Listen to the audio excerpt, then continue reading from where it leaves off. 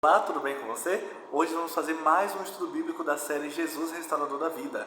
E o número do estudo de hoje é o número 10, que tem como tema Jesus e a Lei de Deus. E antes vamos fazer uma oração.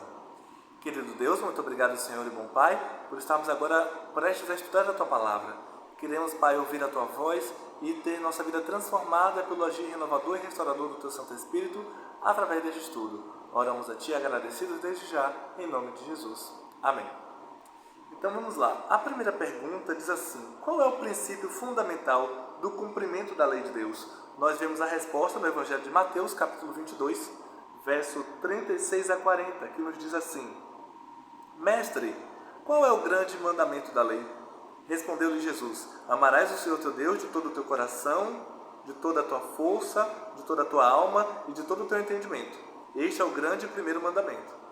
Verso 39. O segundo semelhante a este é: amarás o teu próximo como a ti mesmo.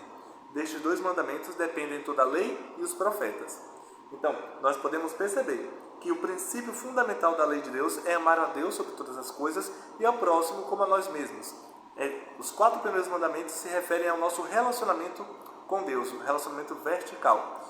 E nosso relacionamento horizontal são os 6 últimos mandamentos da lei que está ali descrita em Êxodo, capítulo 20, verso 3 a 17. Que se refere ao decálogo, escrito pelo próprio dedo de Deus em tábuas de pedra. Questão número 2. Como posso permanecer no amor de Deus? A resposta nós podemos encontrar no Evangelho de João, capítulo 15, verso 10, que nos diz o seguinte: se vocês guardarem os meus mandamentos, permanecerão no meu amor, assim como também eu tenho guardado os mandamentos de meu Pai, e no seu amor permaneço. Então, nós entendemos que através da nossa obediência como filhos e filhas de Deus, nós então podemos permanecer no amor divino. A lei de Deus nos conduz a quê? O livro de Gálatas, capítulo 3, verso 24, nos diz o seguinte: de maneira que a lei nos serviu de aio para nos conduzir a Cristo, a fim de que fôssemos justificados por fé.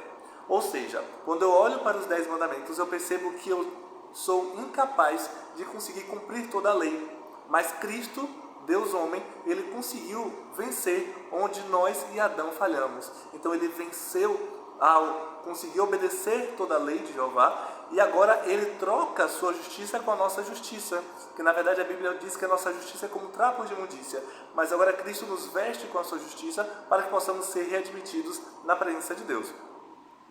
Então agora vamos para outra pergunta. O que Jesus disse para aqueles que o amam? Evangelho de João, capítulo 14, verso 15, diz o seguinte para nós: se vocês me amam, vocês guardarão os meus mandamentos. Então, nós podemos demonstrar o nosso amor para com Deus através da nossa obediência aos seus mandamentos. Não 2, não 3, não 5, não 9, mas 10 mandamentos do Senhor. A próxima pergunta a resposta em Romanos, capítulo 3, verso 31. A lei de Deus pode ser anulada pela fé? Será? Diz assim: anulamos então a lei pela fé? Não, de maneira nenhuma. Pelo contrário, confirmamos a lei. Então, quando eu sou salvo pela graça, agora eu vou obedecer a lei como demonstração de que eu fui salvo pela graça de Cristo Jesus. A penúltima pergunta, a questão 6, diz assim: Jesus aboliu a lei? Podemos encontrar a resposta também no Evangelho de Mateus, capítulo 5, verso 18 e 19, que diz assim: porque em verdade vos digo, até que o céu e a terra passem, nem o i ou o tio jamais passará da lei, até que tudo se cumpra. Aquele, pois, que violar um destes mandamentos, posto que dos menores, e assim ensinar aos homens, será considerado o mínimo no reino dos céus, ou seja, não vai entrar no reino dos céus. Aquele, porém, que os observar e ensinar, esse será considerado grande no reino dos céus.